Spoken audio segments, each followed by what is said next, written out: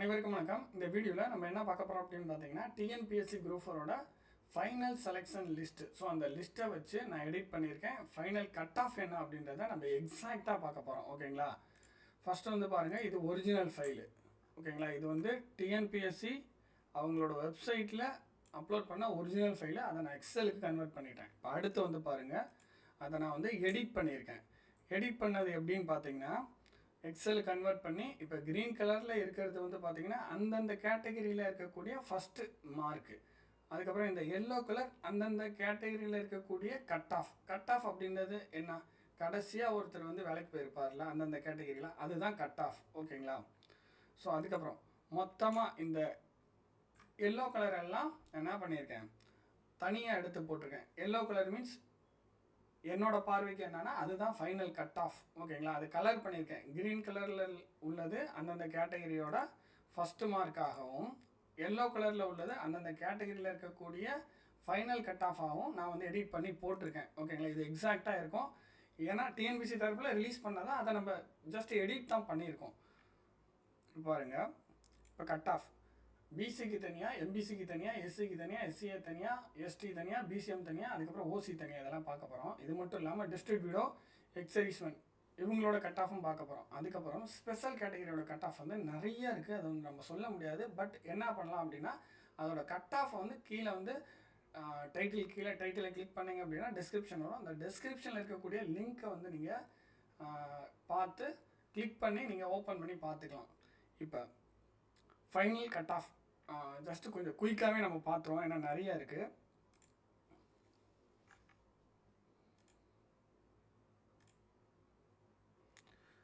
பாருங்கள், ஃபஸ்ட்டு வந்து நம்ம பிசி கேட்டகரி. ஓகேங்களா? பிசிக்கு வந்து பார்த்திங்கன்னா 250.50.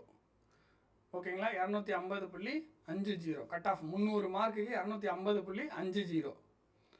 இது வந்து மேல் கேண்டிடேட்க்கு. ஃபீமேல் கேண்டிடேட்க்கு பாருங்கள், பிசிக்கு ஃபீமேல் கேண்டிடேட்க்கு 250.50. ஸோ இதுலேருந்து உங்களுக்கு என்ன தெரியுது அப்படின்னா, இந்த ஹரிசான்டல் ரிசர்வேஷன் இம்ப்ளிமெண்டேஷனோட ஒரு இம்பேக்ட். ஹரிசான்டல் ரிசர்வேஷன் இருக்குது பார்த்தீங்களா, அந்த ஹரிசான்டல் ரிசர்வேஷன் இம்ப்ளிமெண்ட் பண்ணதுனால இப்போ அதோட இம்பேக்ட் தான். அதாவது இதுதான் வந்து சரியான முறை. டிஎன்பிசி ஆரம்பித்ததுலேருந்து இந்த ஹரிசான்டல் முறையை இப்போ வந்து பார்த்திங்கன்னா ஹைகோர்ட்டோட தீர்ப்புக்கு அப்புறம் சரியாக பின்பற்றுறாங்க. அதனால் பாய்ஸுக்கும் கேர்ள்ஸுக்கும் கட் ஆஃபில் பெரிய வித்தியாசம் இல்லை. ஓகேங்களா? எக்ஸாக்டாக சேமாக தான் இருக்குது. அது மாதிரி என்ன சொல்கிறது, மற்ற இந்த பிஎஸ்டிஎம்மும் பார்த்திங்கன்னா அதே மாதிரி தான், அதுவும் ஒரு பெரிய இம்பேக்ட் தான். பெருசாக வந்து வித்தியாசம் இருக்காது. இங்கே பாருங்களே, இப்போ பிசி பிஎஸ்டிஎம் பாருங்கள், PC male PSTM, BC female PSTM ரெண்டுக்கும் பார்த்தீங்கன்னா 250.50 கட் ஆஃப் சேமாக தான் இருக்குது. ஓகேங்களா? ஆக்சுவலாக என்ன சொல்ல வரேன் அப்படின்னா, பிசி கேட்டகரி பொறுத்தவரைக்கும் இனிமேல் அடுத்தடுத்த குரூப் 4லாம் நம்ம சார் நான் பிஎஸ்டிஎம் வச்சுருக்கேன் சார் நான் ஃபீமேல் பிஎஸ்டிஎம் சார் இப்படிலாம் நீங்கள் தனித்தனியாக சொல்லணுன்ற அவசியம் இல்லை. ஏன்னா ஹரிசான்டல் ரிசர்வேஷன் அப்படின்றது என்ன அப்படின்னு பார்த்தீங்கன்னா, இந்த உள் இடஒதுக்கீடு வந்து உங்களுக்கு ஹரிசான்டல் ரிசர்வேஷனில் வந்து இம்ப்ளிமெண்ட் பண்ணியிருக்காங்க. புரியுதுங்களா? ஸோ அந்த குறைந்தபட்சம் அந்த ஆட்கள் இருக்கணும். அதுக்கு மேலே அது குறைந்தபட்ச ஆட்கள் இல்லாத பட்சத்தில் தான் உங்களுக்கு என்ன பண்ணுவாங்க, இப்போ மற்ற கேட்டகரியிலேருந்து எடுத்துருவாங்க, அதாவது ஜென்ரல்லேருந்து எடுப்பாங்க. குறைந்தபட்ச கேட்டகரி இருந்துட்டாங்க அப்படின்னா அதுக்கு மேலே எதுவும் ரிசர்வேஷன் கொடுக்க மாட்டாங்க. ஃபார் எக்ஸாம்பிள், இப்போ வந்து உமன்ஸ் ரிசர்வேஷன் இருக்குது அப்படின்னா, இப்போ 30% உமன்ஸ்க்கு இடஒதுக்கீடு தராங்க அப்படின்னா அந்த 100க்கு நல்லா கவனிங்க, 100க்கு 30 விமன் இருந்துட்டாங்க அப்படின்னா ஓகே. ஒருவேளை 28 விமன் தான் இருக்காங்கன்னா அந்த மீதி இருக்கக்கூடிய 2 வந்து ஜென்ரல்லேருந்து எடுப்பாங்க. ஸோ அந்த மாதிரி ப்ராப்ளம் வராது. ஏன்னா நார்மலாகவே வந்து பார்த்திங்கன்னா விமன்ஸும் நிறைய படிக்க ஆரம்பிச்சிட்டாங்க. இப்போ பிஎஸ்டிஎம்க்கு அதே தான். 20% இடஒதுக்கீடு அப்படின்னா அந்த 20% ஆட்கள், 100க்கு 20 ஆட்கள் இருந்தால் போதும். ஓகேங்களா? ஸோ 20க்கும் குறைவான ஆட்கள் இருக்கிற சமயத்தில் தான் ஜென்ரல்லேருந்து அந்த ரிசர்வேஷன் வந்து ஒதுக்குற மாதிரி இருக்கும். பட் அப்படி அந்த மாதிரி சுச்சுவேஷன் வராது. ஏன்னா ஜென்ரலாகவே வந்து பார்த்திங்கன்னா 100க்கு 30% லேடிஸ் கண்டிப்பாக இருப்பாங்க, 100க்கு கண்டிப்பாக 20% வந்து அந்த பிஎஸ்டிஎம் வந்துடுவாங்க. ஸோ அதனால் அந்த மாதிரி சிக்கல் வராது. ஸோ அதனால் இப்போ கட் ஆஃப் வந்து பார்த்தீங்கன்னா இங்கே பாருங்கள், மொத்தமாக எல்லாத்துக்கும் 250.50 தான். ஓகேங்களா? ஸோ அடுத்து பார்ப்போம். எம்பிசிக்கு வந்து பார்த்தீங்கன்னா எம்பிசியோட கட் ஆஃப் வந்து பார்த்தீங்கன்னா 250.50 தான். நீங்கள் பார்த்தீங்கன்னாவே தெரியும், டிஸ்பிளேல இருக்கும். பார்ப்போம்.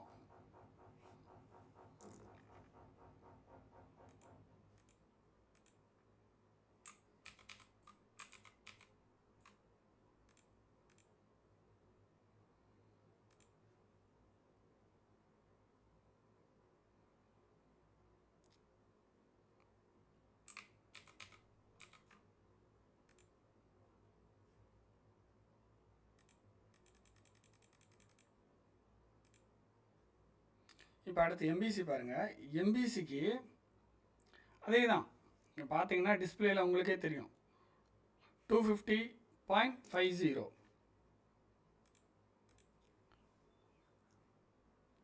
250.50 எம்பிசி கேட்டகரி. மேல் கேண்டிடேட், ஃபீமேல் கேண்டிடேட்டுக்கும் அதே தான் 250.50. அதே மாதிரி எம்பிசி மேல் பிஎஸ்டிஎம் கேண்டிடேட்க்கும் அதே தான். அதே மாதிரி ஃபீமேல் பிஎஸ்டிஎம் எம்பிசி, ஸோ அதுக்கும் அதே தான் 250.50. இந்த 250.50 அப்படின்றது 300க்கு 250.50. ஓகேங்களா? ஸோ நீங்கள் என்ன பண்ணணும், அந்த 250.50வை 1.5ஆல் வந்து டிவைட் பண்ணணும். ஓகேங்களா? ஸோ நம்ம அதையும் நம்ம வந்து போட்டு காமிச்சிருவோம். 250.50 டிவைடட் பை 1.5. So 167 question. நல்லா கவனிங்க. கட் ஆஃப் எவ்வளோன்னு பார்த்தீங்கன்னா 167 கொஸ்டின் பிசிக்கும் எம்பிசிக்கும். ஓகேங்களா? இதான் final cut off. TNPC release பண்ண அந்த பிடிஎஃப்லேருந்து நம்ம தெரிஞ்சுக்க வேண்டிய விஷயம், பிசிக்கும் எம்பிசிக்கும் சேம் கட் ஆஃப் தான். BC female, BC male candidate, BC male PSTM, BC female PSTM, MBC male candidate, MBC female candidate, MBC male PSTM, MBC female PSTM, எல்லாத்துக்கும் கட் ஆஃப் 167 ஈக்குவலாக வந்துருச்சு. ஸோ இதிலேருந்து நம்ம என்ன தெரிஞ்சுக்கணும் அப்படின்னா, இனிமேல் அடுத்தடுத்த எக்ஸாம்லலாம் யாரும் வந்து சார் நான் ஃபீமேல், சார் நான் பிஎஸ்டிஎம் வச்சுருக்கேன் சார், இந்த மாதிரி சொல்லணுன்ற அவசியம் குரூப் 4க்கு இருக்காது. ஓகேங்களா? குரூப் 2வில் எப்படி வருதுன்றதை நம்ம வெயிட் பண்ணி தான் பார்க்கணும். பட்டு குரூப் 4க்கு இனிமே வந்து இந்த மாதிரி வாய்ப்புகள் கம்மி தான். கட் ஆஃப் பெருசாக வித்தியாசம் இருக்காது. நான் ஃபீமேல், நான் பிஎஸ்டிஎம் வச்சுருக்கேன் அப்படி இப்படின்ற அந்த பிரச்சனையே கிடையாது. எல்லாத்துக்கும் மோஸ்ட்லி சேம் கட் ஆஃபாக தான் வந்திருக்கு, ஹரிசாண்டல் ரிசர்வேஷன் அப்படின்றதுனால. ஓகேங்களா? ஸோ அதை சொல்லணும்னு நினச்சேன், அதை சொல்லிட்டேன்.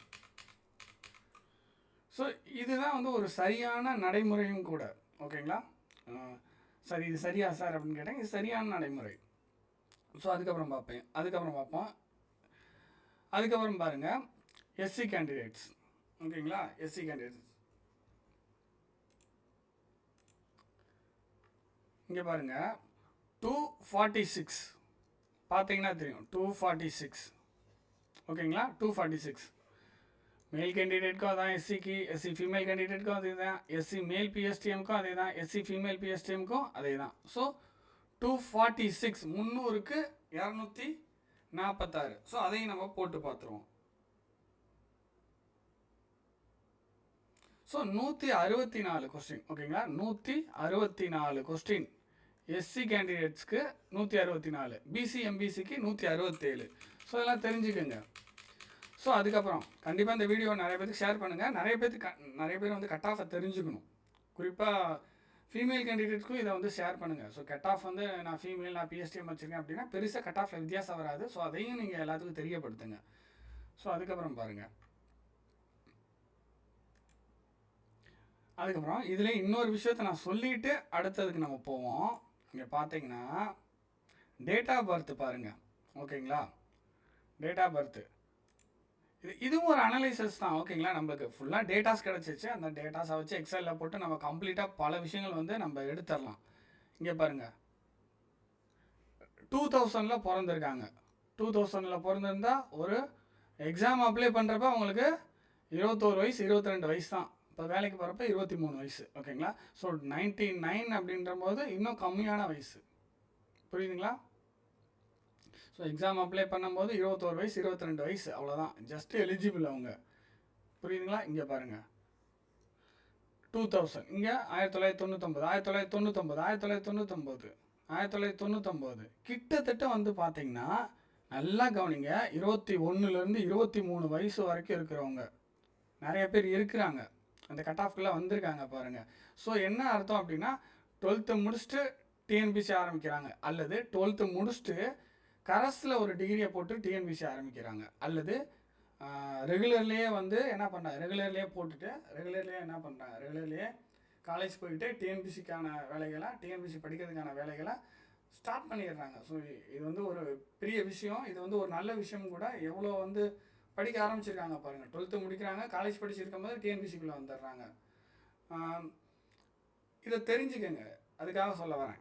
ஸோ இந்த மாதிரி டேட்டாஸ் இருக்குது, இந்த டேட்டாஸ் நம்ம கையிலேயே இருக்குது. ஸோ அதை வந்து உங்களுக்கு தெரியப்படுத்துகிறேன், வேறு ஒன்றும் இல்லை. இந்த மாதிரிலாம் இருக்காங்கன்றதை தெரிஞ்சுக்கங்க.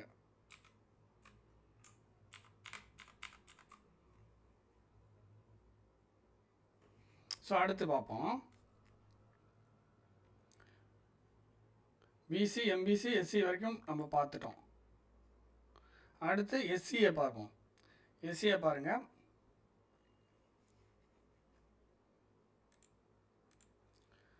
$242.50 யாருக்கு அப்படின்னா எஸ்சிஏ மேல் கேண்டிடேட்க்கு. அதுக்கப்புறம் ஃபீமேல் கேண்டிடேட்க்கு 243 எஸ்சிஏ ஃபீமேல். ஸோ இங்கே வந்து கட் ஆஃப் அதிகமாக இருக்கா சார்? அப்படி கிடையாது. இங்கேருந்து இங்கே வரும்போது கட் ஆஃப் அதிகமாக சார்? இல்லை. அதாவது ஃபீமேலுக்குன்னு தனியாக ரிசர்வேஷன் இருக்குது. அதுக்கப்புறம் அந்த ரிசர்வேஷன் முடியும் போது அவங்க ஜென்ரல்லையும் எடுத்துக்கலாம். ஓகேங்களா? ஸோ அந்த ஜென்ரலில் வரும்போது அந்த டேர்னில் வந்து பாய் இருந்திருப்பார்ல. புரியுதுங்களா என்ன சொல்கிறேன்னு? ஜென்ரலில் வரும்போது அப்படியே ஃபீமேலோட வேகன்சி முடிஞ்சிட்டு ஜென்ரலுக்கு வரும்போது அந்த டேர்னில் பாய் இருந்திருக்காரு. புரியுதுங்களா? வேறு ஒன்றும் இல்லை. அதுக்கப்புறம் 243. ஸோ அது மட்டும் இல்லாமல் இங்கே 243க்கும் 242.50க்கும் ஒரு சின்ன டிஃப்ரென்ஸ் தான் இருக்குது, ஒரு 0.5 தான் இருக்குது. ஸோ அது ஏதாவது சின்ன தவறுதலாக மிஸ்டேக் ஆகிருக்கலாம். ஸோ நம்ம எத்தனை கொஸ்டின் அப்படின்றதையும் நம்ம வந்து சொல்லிடுவோம்.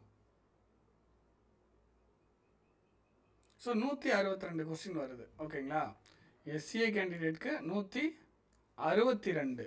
நல்லா பாருங்கள், எஸ்சிஏ கேண்டிடேட்க்கு 162 கட் ஆஃப், 162 கொஸ்டின் வந்து கட் ஆஃப். ஸோ அடுத்து பார்ப்போம். அடுத்து பாருங்கள், எஸ்டி கேண்டிடேட்டு 232.50 எஸ்டி மேல் கேண்டிடேட்டு. அடுத்து ஃபீமேல் கேண்டிடேட்டு 232.50 எஸ்டி ஃபீமேலு. அடுத்து பாருங்கள், எஸ்டி மேல் பிஎஸ்டிஎம். இங்கே ஒரே ஒரு மார்க் தான் வித்தியாசம் வந்திருக்கும், ஒன்றும் பெருசாக வித்தியாசம் இல்லை. 231 எஸ்டி மேல் பிஎஸ்டிஎம். ST female PSTM 231.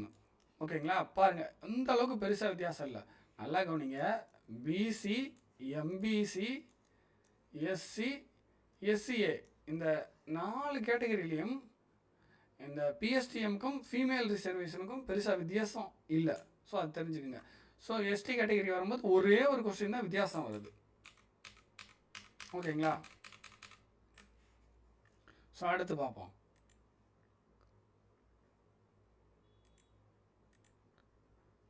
அடுத்து பிசிஎம் கேட்டகரி. ஓகேங்களா? பிசிஎம் பாருங்கள், 240,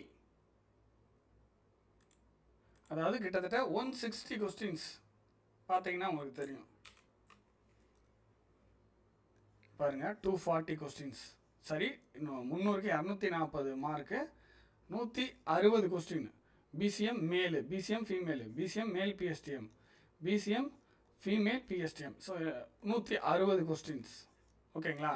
ஸோ அடுத்து பாருங்கள், அடுத்து ஓசி கேட்டகரி. ஓகேங்களா? அதாவது ஜென்ரல் கேட்டகரி.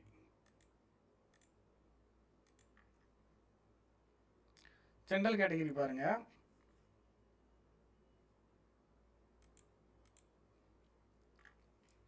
250.50 300க்கு மேல் கேண்டிடேட். அதே தான் ஃபீமேலுக்கு 250.50 ஃபீமேல் கேண்டிடேட்க்கு. பிஎஸ்டிஎம் 279ன்னு போட்டிருக்கேன்னு நினைக்க வேணாம். அந்த டேட்டாஸ் படி இப்படி தான் இருந்துச்சு. பட் என்ன அப்படின்னா இந்த ஓசி கேட்டகரியில் பிஎஸ்டிஎம் கேண்டிடேட்ஸ் கம்மியாக இருக்காங்க. ஓகேங்களா, அவங்க டேர்ன் வரும்போது 279 வந்திருக்காங்க. ஸோ ஓசிக்கு வந்து பார்த்தீங்கன்னா 250 பாயிண்ட். ஓகேங்களா, 250.50 250.50 அப்படின்றது நீங்கள் முன்னாடியே பார்த்துருப்பீங்க. நான் காமிக்கிறேன் இருங்க.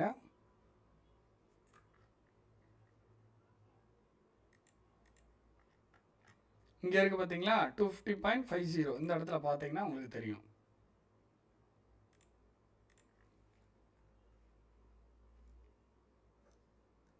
இங்கே பாருங்கள் 250.50 வந்துருச்சுங்களா.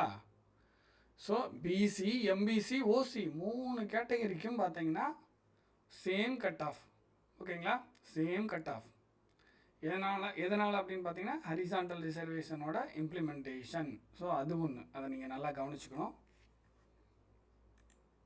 ஸோ நம்ம எல்லாம் கட் ஆஃப் பார்த்துட்டோங்களா. இப்போ அடுத்து எக்ஸ் சர்வீஸ்மேன் டெஸ்டிடியூடோ, இதையும் நம்ம பார்த்துருவோம்.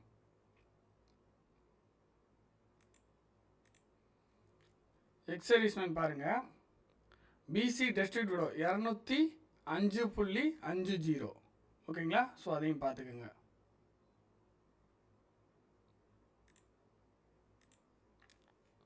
$205.50. BC female PSTM destitute widow 207. ஓகேங்களா, அடுத்து பிசி மேல் எக்ஸ் சர்வீஸ்மேன், அதாவது பிசி எக்ஸ் சர்வீஸ்மேன் 192. அடுத்து பிசி பிஎஸ்டிஎம் எக்ஸ் சர்வீஸ்மேன் 196. அதாவது இது வந்து பார்த்திங்கன்னா சின்ன சின்ன வித்தியாசம் வரும். ஏன்னா அந்த டேர்னில் அவங்க போய் எடுத்துருப்பாங்க, வேறு ஒன்றும் இல்லை. ஸோ இதை வந்து நம்ம ஆவரேஜாக எப்படி எடுத்துக்கலாம் அப்படின்னா, நல்லா பாருங்கள். இது ஆவரேஜாக கிட்டத்தட்ட ஒரு 207 அப்படின்ற மாதிரி எடுத்துக்கிட்டோம் அப்படின்னா, பிசியில் எக்ஸ் சர்வீஸ்மேனுக்கு கிட்டத்தட்ட ஒரு 138 கொஸ்டின்ஸ் 200க்கு போடுற மாதிரி இருக்குது. ஸோ இங்கெல்லாம் போக போக உங்களுக்கு கொஞ்சம் குறைஞ்சிருக்கு. ஓகேங்களா, சரி. அதாவது டெஸ்டிடியூடோ இருக்காங்க பார்த்தீங்களா, டெஸ்டிடியூடோவில் வந்து பார்த்தீங்கன்னா 138 கொஸ்டின் போட்டிருக்கணும்.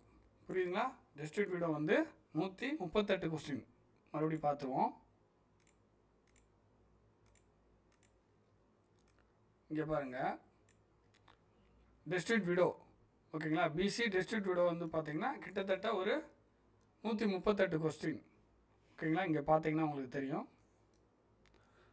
அதுக்கப்புறம் எக்ஸ் சர்வீஸ்மேன் பாருங்கள், எக்ஸ் சர்வீஸ்மேன் வந்து பார்த்தீங்கன்னா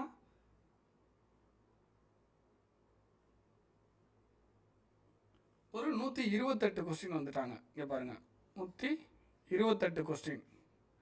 ஓகேங்களா,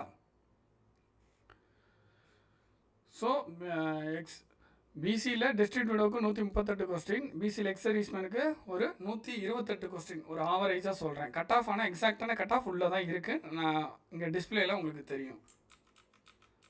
ஸோ அடுத்து பாருங்கள், அடுத்து எம்பிசிக்கு பாருங்கள். அடுத்து எம்பிசியில் MBC destitute widow 204. MBC destitute widow PSTM 206.50. இதை 1.5ஆல் டிவைட் பண்ணிக்கணும். அடுத்து MBC ex serviceman 190.50. MBC ex serviceman PSTM 191.50. எம்பிசியில் வந்து பார்த்தீங்கன்னா எக்ஸ் சர்வீஸ்மேன் எல்டிஓஏ அப்படின்ற ஒரு ஸ்பெஷல் கேட்டகரி இருக்காங்க. ஸோ அதையும் நீங்கள் பார்த்துக்கலாம். ஸோ அதுக்கப்புறம் பாருங்கள்,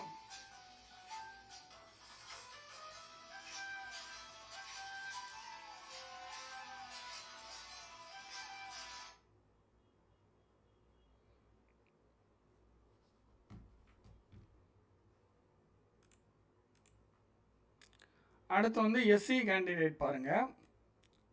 எஸ்சியில் வந்து டெஸ்டிடியூடோ பாருங்கள்.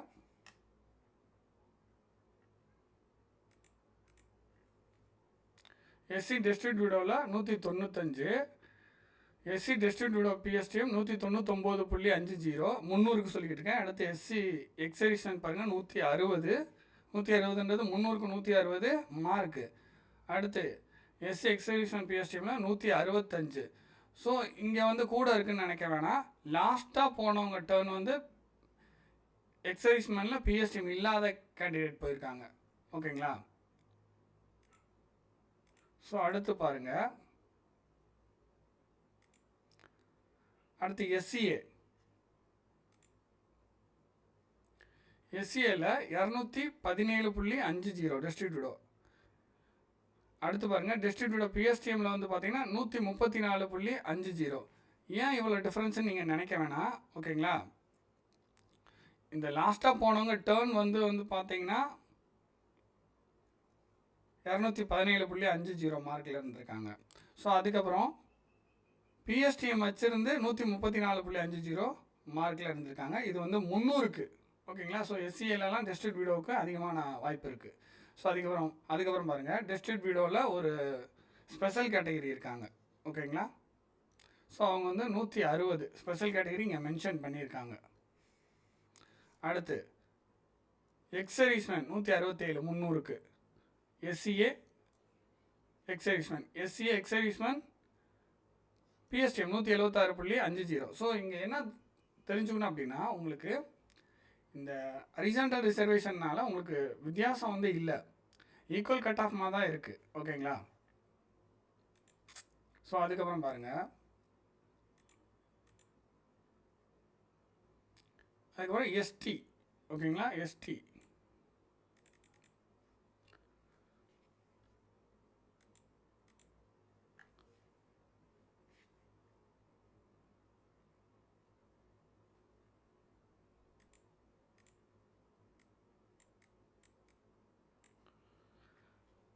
டிஸ்ட்ரிக்ட் வீடியோ பாருங்கள்,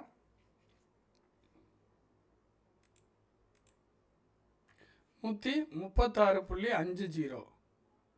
அடுத்து எஸ்டியில் எக்ஸர்வீஸ்மேன் பாருங்கள் 172.50. அதுக்கப்புறம் பாருங்கள்,